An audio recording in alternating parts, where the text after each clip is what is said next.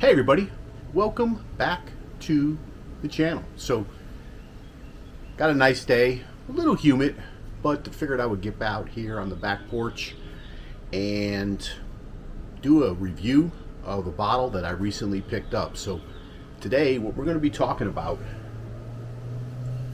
was I have not seen this yet in Virginia or West Virginia, but one of my buddies was able to get this for me in Illinois. We met up at a bottle share, and a barrel pick a month back or so was able to get me this bottle. This is the Old Granddad 114 single barrel.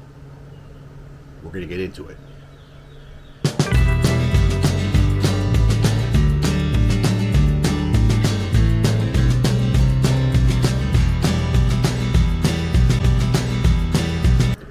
Hey everybody, welcome back. So, Old Granddad is one of my favorite pours. Sub $30 bottle. It's got unbelievable flavor. You can mix with it. You can drink it neat. You can drink it on the rocks. It's just a versatile pour. And when I saw they were coming out with this 7-year single barrel, I was excited, hoping to get a bottle, and surprisingly, it has not dropped. At least I haven't seen it in Virginia at all. Definitely not in West Virginia. So I had to rely on somebody to grab this for me, I think from Illinois, and we met in Kentucky a month or so back at the barrel pick with Bourbon and Balls, and he muled this down for me, and I was able to take this home. So I have cracked this, had a few pours out of it. I love it for what it is and the cost of it. You can't go wrong, man. This is just a great bottle, 114 proof, and they are single barrels, 7-year age statement. Just their high rye mash bill, right, from Beam, and I'll go ahead and I will put the mash bill in the video here. I just don't know, can't recall it off the top of my head. Usually I try to write some things down and put them on some paper here just to remind myself, but got a nice day and figured I would come on out and do a video or so. So here we go. Let's get into this bad boy, okay? I love the cork pops on these bad boys. They are, and it's the, was it Old Overholt, the 10, 11, and 12-year bottle, and the Old Granddad, they all share the same bottle from Jim Beam. And this thing, the nose on this is just dark and decadent, and I like it. It has been a favorite pour of mine since I got it. Have had a few samples of it. I actually sampled a little bit at the bottle share. Someone had an open bottle, so was excited that I was getting one.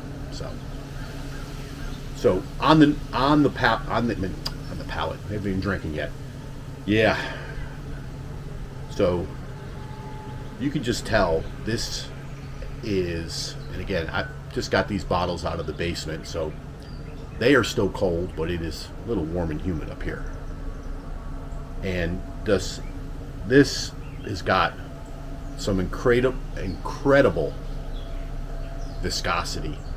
Coats the glass, nice long forming legs. They do run a little quick, but they kind of linger in there. There's some that roll down fast and others that kind of go slowly. So it does have some great viscosity, coats your palate and everything like that. And then being a single barrel, that's right up my jam. I mean, to me, they're the true unicorns. Well, the single barrel picks are the true unicorns. Single barrels, I always try to go after those as well. So on the nose, you get that rye spice in there, but it is just dark and rich. So you get a lot of the oak influence from the barrel. I get a little bit of slight hint of like some caramel and vanilla.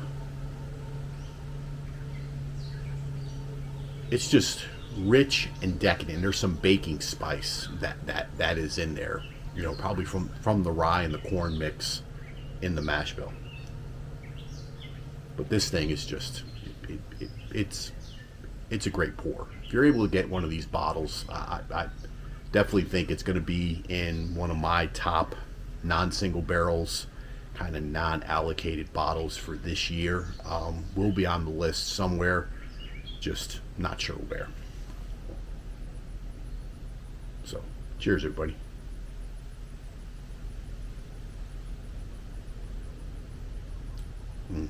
Yeah. So, on the palate, ooh, that kind of. So, the high rye, you definitely know and feel.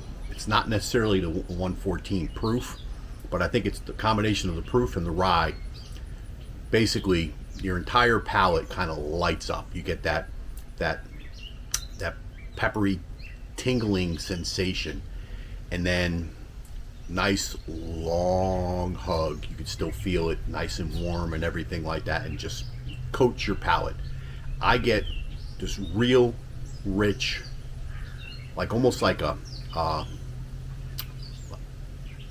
not necessarily a chocolate or mocha, but a rich oaky kind of toffee type of a note on this thing. But it's not overpowering, it's very subtle. It's just very pleasant to drink. You know it's 7 years old, you know it's 114 proof, and it's just, for what it is, this is an enjoyable sip. And if you're able to get one, I would say that this is definitely something that, if you're a fan of the regular 114, this is something you should have on your bar, and should try to pick up if you can. So, one more sip.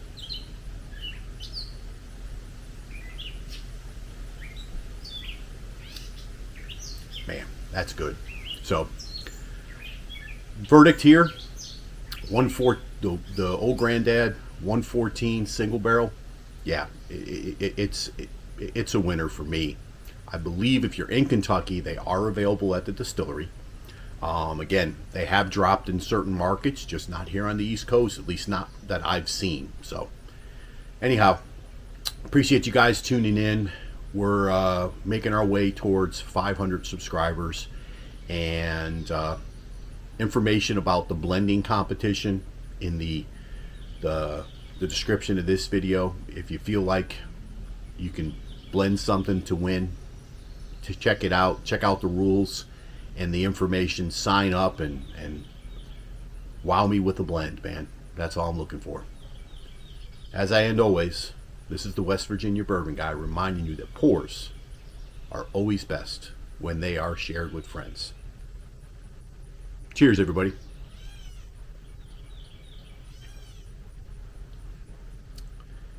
Definitely enjoy this pour. We'll catch everybody later.